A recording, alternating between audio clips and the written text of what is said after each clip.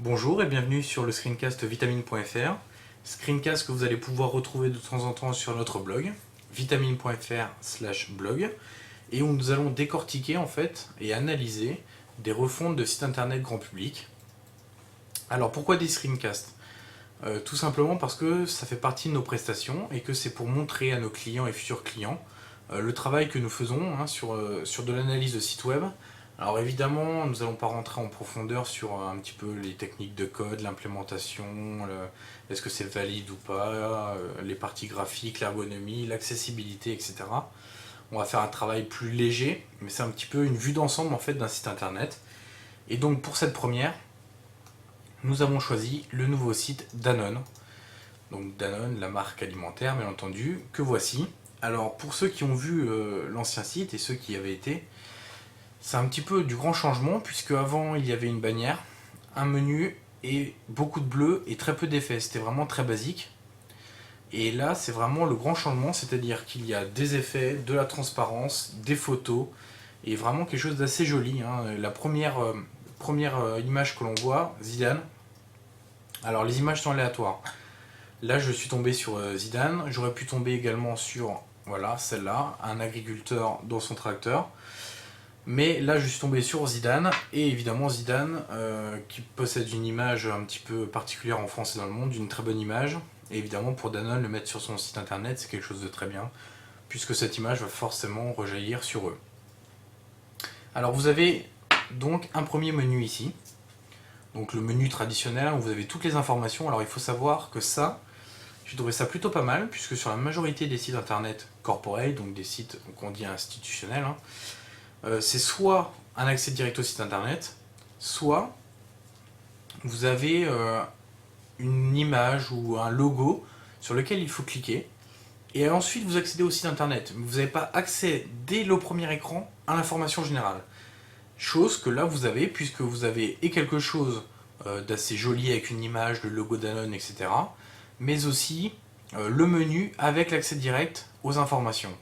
Alors ce menu, il est composé des rubriques traditionnelles des sites institutionnels, les informations sur le groupe, quelques actualités, les carrières, les marques, et puis des choses un petit peu nouvelles, entre guillemets, bon, recherche et innovation, pas forcément, mais tout ce qui concerne le développement durable, comme ici, ou la santé, ici, voilà, dans les petites vignettes qu'on peut faire défiler.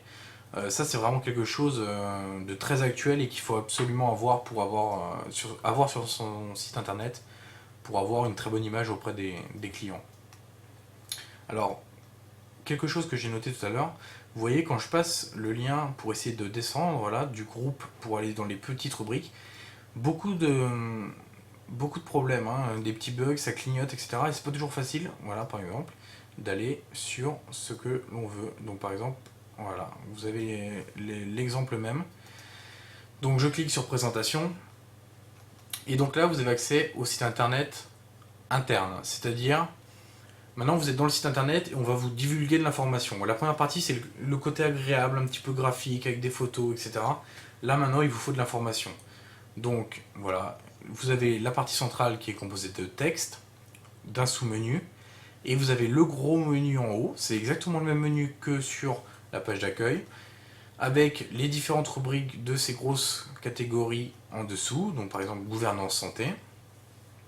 Voilà, une petite image quand même pour faire un peu moins austère, enfin austère entre guillemets, parce que le site est assez joli en lui-même.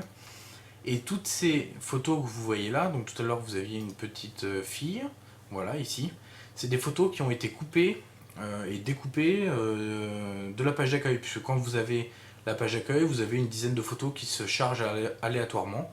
Et donc là, ils remettent les mêmes photos. C'est une sorte d'identification un peu pour montrer que vous êtes toujours sur le bon site, toujours sur Danone.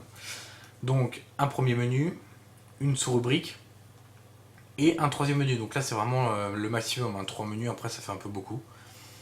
Où vous pouvez passer sans problème. L'affichage est rapide en plus. Et vous avez un doublement des liens ici. Voilà, vous pouvez passer sur précédent, sur suivant, et vous remontez dans le menu, dans l'arborescence. Alors, vous avez quelques petits liens d'accessibilité, pas mal, agrandir et baisser le texte.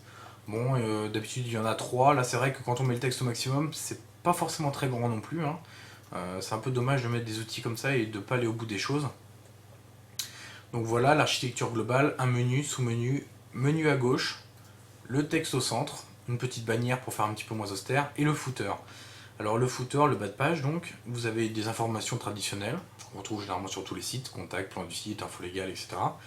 Et vous avez le flux RSS, et ça c'est vraiment la nouveauté, si j'ose dire, qui est vraiment très bien. Alors vous avez un flux RSS pour les news.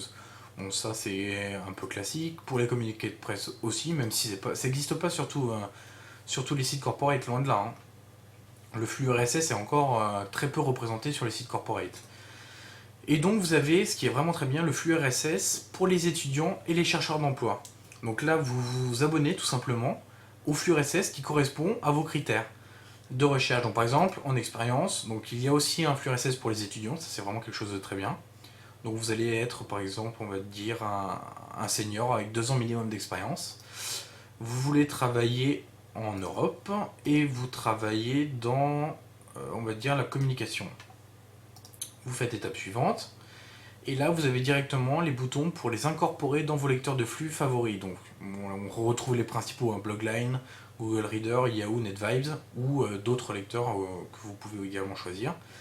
Et vous en cliquant sur votre icône au choix et sur étape suivante, vous incorporez directement le contenu du flux RSS sur votre site. Donc c'est vraiment quelque chose de très bien puisque ça évite aux gens en recherche d'emploi de revenir à chaque fois sur votre site, alors que là ils peuvent tout centraliser directement sur leur lecteur de flux. Ça c'est vraiment une nouveauté qui est très bien. Alors deuxième petite chose hein, qui est assez sympathique, c'est la personnalisation des pages d'erreur. Bon, c'est pas grand chose, hein, mais c'est vraiment toujours dans cette idée de donner au client, c'est-à-dire que on évite d'avoir une page blanche un petit peu embêtante où on ne sait pas forcément ce que ça dit.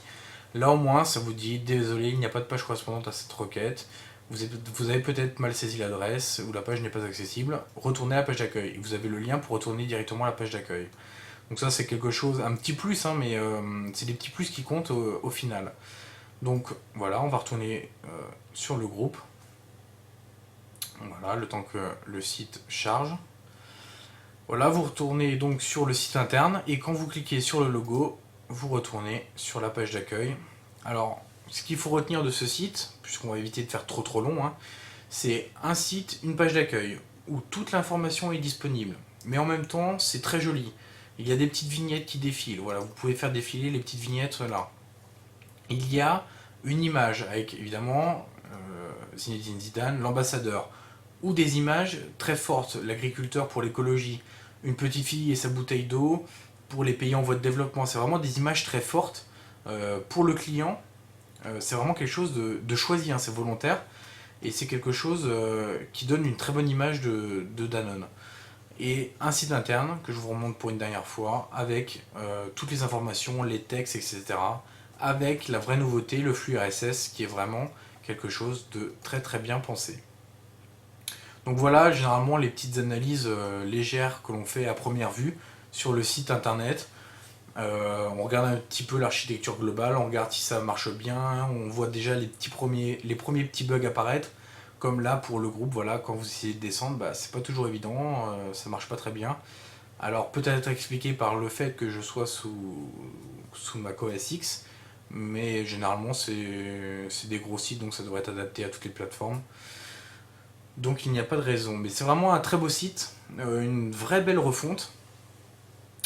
N'hésitez pas à aller le voir, hein, c'est vraiment quelque chose de très joli. Rien que pour les photos, vous actualisez sans arrêt la page d'accueil, vous verrez des photos qui sont vraiment très très belles.